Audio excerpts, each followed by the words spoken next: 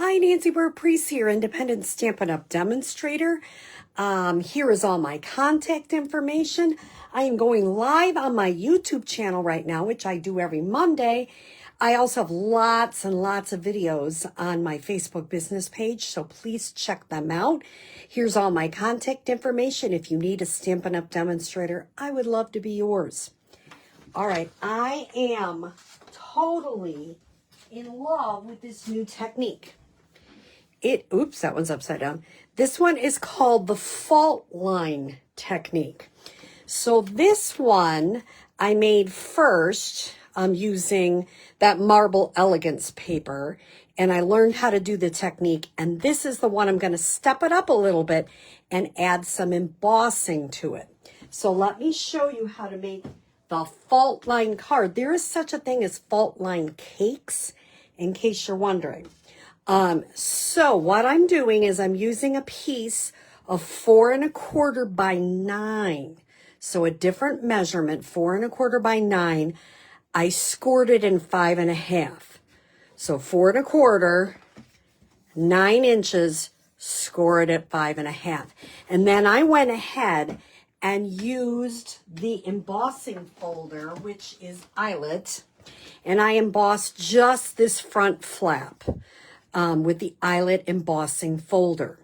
What else do I need? This is Season of Elegance Designer Series paper. I think it's really pretty.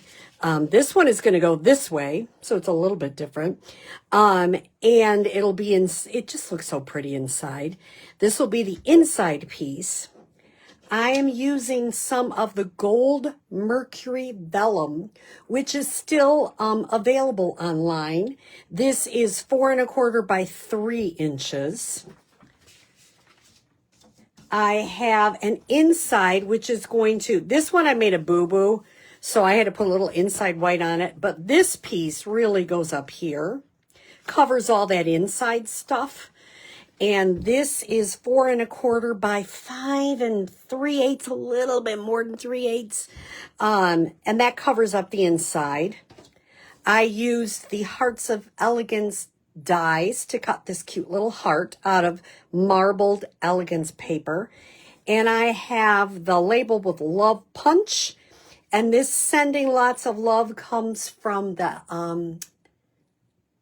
what does it come from? Hearts of Elegance. Lots of stuff here. So let's make this card. If you've never seen this kind of card, it is so fun and it's so easy. So what I'm going to do is I'm going to take this little flap and I'm going to line up this 3-inch piece, 3 by 4 1/4 of the gold mercury vellum. And I'm going to start at one end and I'm just going to rip. You don't want to rip it too low, although I did rip it low, so we'll find out. But there's ways to deal with that. So now I'm going to turn it over, and I'm going to put just a little bit of glue. And I find the green glue works really good for this because you need to be able to move it around a little. And I'm going to put this, and I'm all thumbs on camera, so you can see it. And remember, the inside's going to be covered. So if you want it to look a little different, you can do anything you want because the inside is covered up. Okay. Now I'm going to lay this piece. I have to make sure the 4 1/4 piece goes that way.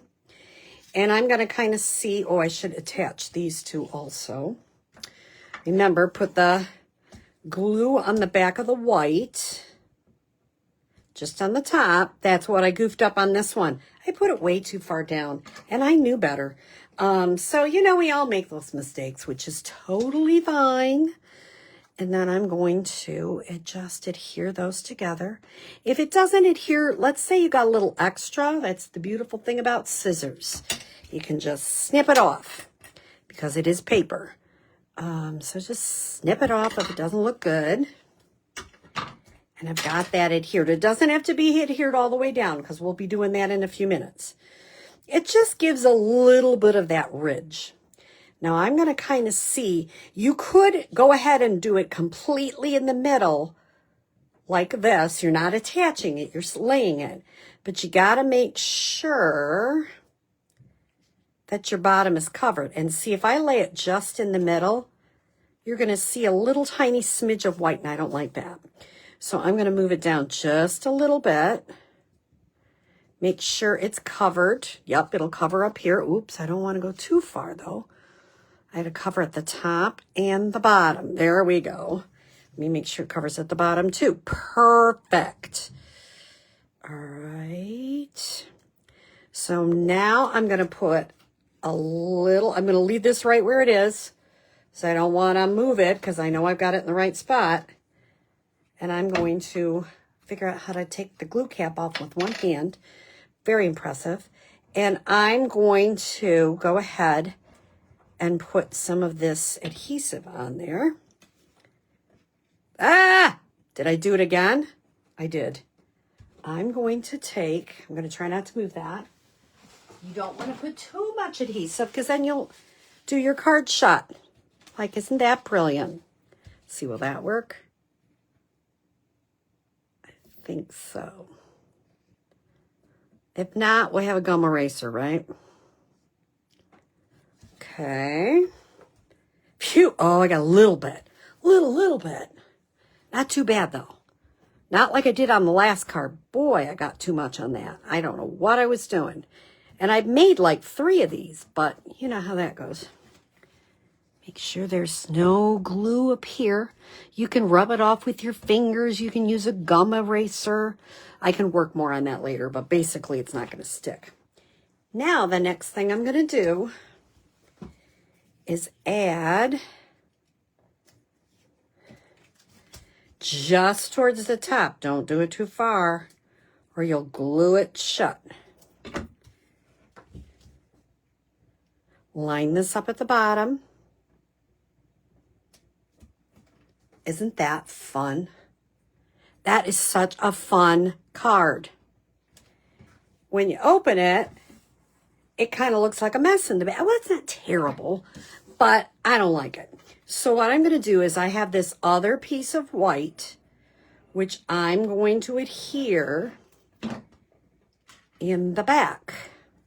And I have it enough so that I can shut the card. That's why I cut it just a teeny tiny bit smaller. And that way it covers up all that back stuff that's busy. And you have your card. Is that fun or what? Now I just went ahead, stamped Sending Love in real red. And I punched out a piece with my punch. I put a little bit of a heart sequin right there. And I popped up my heart.